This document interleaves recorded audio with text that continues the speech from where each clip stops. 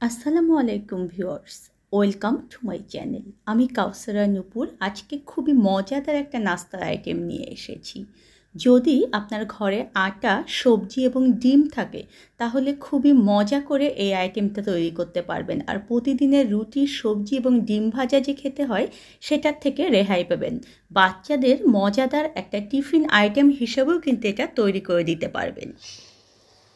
ইনগ্রিডিয়েন্টসগুলো আমি আগে আপনাদেরকে দেখিয়ে দেই। আমি এখানে দেখুন যে মেজারমেন্ট কাপ দিয়ে 2 কাপ পরিমাণ আটা নিয়েছি। এটা কিন্তু ময়দা না, আমরা যে আটাটা দিয়ে রুটি খাই সেই আটা। এখন এখানে দেখুন যে কিছু পটল আমি কিউব করে কেটে নিয়েছি, আলু কিউব করে নিয়েছি। আলু ঠিক যতটুকু নিয়েছি পটলটা ডাবল পরিমাণে নিয়েছি। আর পেঁয়াজ নিয়েছি আমি এখানে 1/4 কাপ পরিমাণ।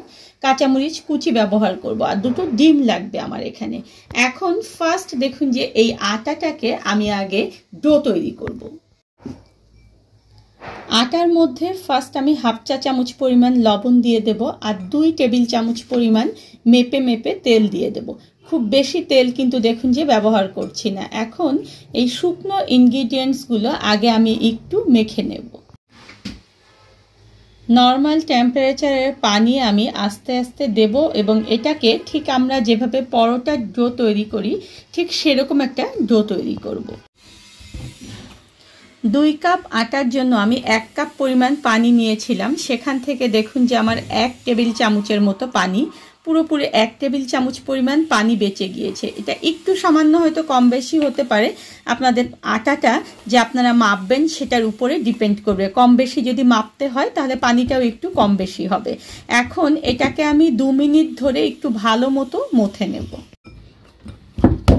ভালো মতো দেখুন যে আমি 2 মিনিট এটাকে মথে নিয়েছি। এটা কিন্তু খুব সুন্দর সফট হয়ে গিয়েছে। এখন জাস্ট হাতে আমি দেখুন যে অল্প একটু তেল নিয়েছি, এই তেলটা হাতের মধ্যে মেখে দেখুন যে এভাবে চারপাশে একটু লাগিয়ে দিচ্ছি, যাতে করে এই ডোটা যে আমি রেস্টে রাখবো এটা যেন ড্রাই হয়ে না যায়। আর অবশ্যই কিন্তু ঢেকে রাখতে হবে। এখন চলুন আমরা চুলার কাছে চলে যাই। চুলায় একটা প্যান গরমে দিয়ে আমি এখানে খুব সামান্য পরিমাণ তেল দিয়ে দিচ্ছি। খুব বেশি তেল কিন্তু এখানে দিতে হবে না। এখন আমার কুচি করে রাখা যে পেঁয়াজগুলো, সেই পেঁয়াজগুলো আমি এখানে দিয়ে দিচ্ছি। আর এখানে আমি ফার্স্ট 1/2 চা চামচ পরিমাণ লবণ দিয়ে দিচ্ছি। লবণটা একটু বুঝে শুনে দিতে হবে। এটাকে জাস্ট আমি 2 মিনিট নেড়ে চেড়ে নেব। পেঁয়াজটা যখন দেখবেন যে এরকম নরম হয়ে আসবে তখন এখানে খুবই সামান্য 1/4 টিস্পুনের মতো আমি হলুদ দিয়ে দিচ্ছি, একটু জাস্ট কালার নিয়ে আসার জন্য। এখন আমার কিউব করে রাখা যে আলুগুলো রয়েছে সেই আলুগুলো দিয়ে এটাকে আমি একটু আদা ভাজা করে নেব, কারণ আলু কিন্তু সবসময় শক্ত, তাই অন্যান্য সবজির চেয়ে আলু ভাজি হতে বা আলু সিদ্ধ হতে একটু সময় বেশি লাগে। আলুগুলো যখন দেখবেন যে এরকম আধা ভাজা হয়ে এসেছে তখন আমার কেটে রাখা যে পটল, সেই পটলগুলো, কাঁচামরিচ সব কিছু আমি দিয়ে দিলাম।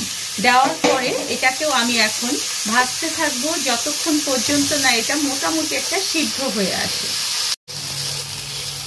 সবজিটা যখন দেখবেন যে প্রায় হয়ে এসেছে তখন এরকম মাঝখানটায় আমরা একটু ফাঁক করব, করে সেখানে একটু আবার তেল দিয়ে দিচ্ছি আমি অল্প করে, জাস্ট 1 চা চামচের মতো হবে। এখন 2টো ডিম আমি এখানে ভেঙে দিয়ে দিচ্ছি।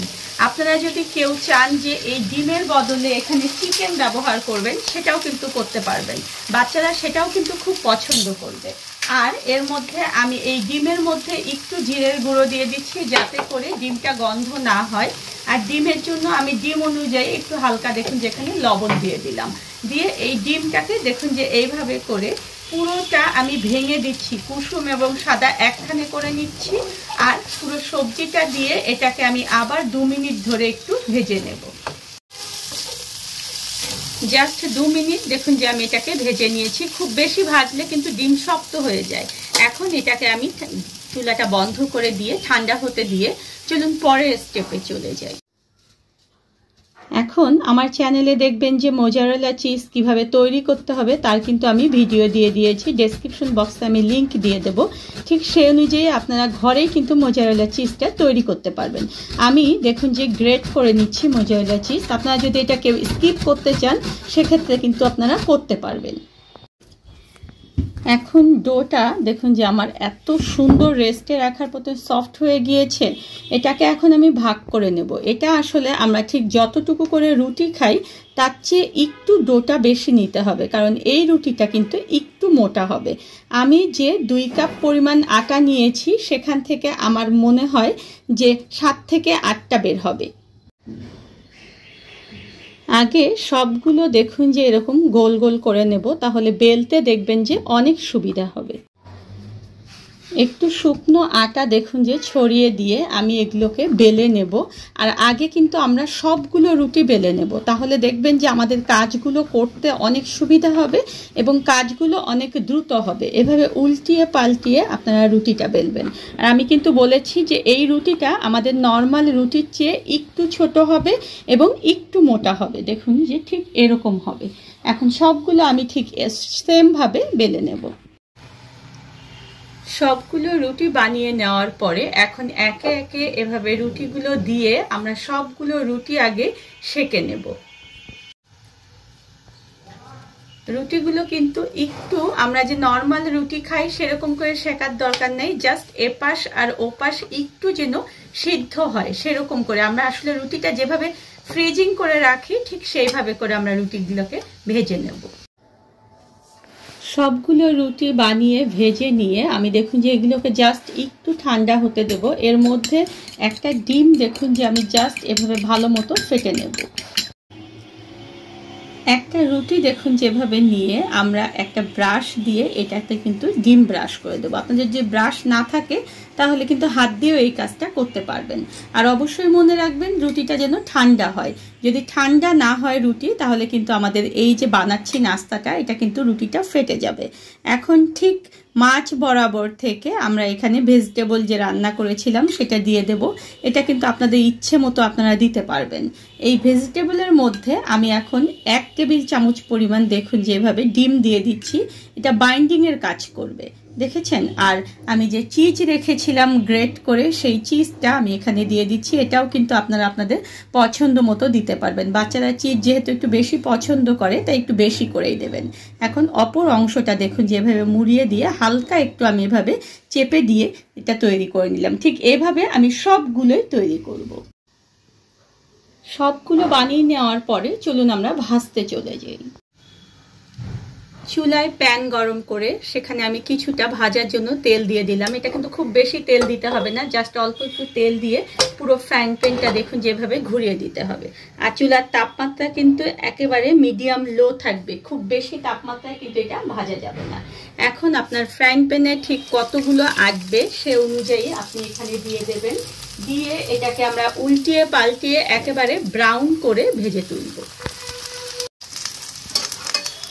উল্টিয়ে পাল্টিয়ে এগুলোকে গোল্ডেন ব্রাউন করে ভেজে নেবেন। এখন উল্টানোর নিয়মটা দেখুন যে একটা খুন্তি এভাবে দিয়ে আরেকটা খুন্তি দিয়ে এভাবে উল্টিয়ে দেবেন, তাহলে দেখবেন যে এটা খুব সহজে আপনাদের উল্টানো হয়ে যাবে। দেখেছেন, ঠিক এইভাবে করে আমরা এগুলো সবগুলো এরকম গোল্ডেন ব্রাউন করে ভেজে নেব।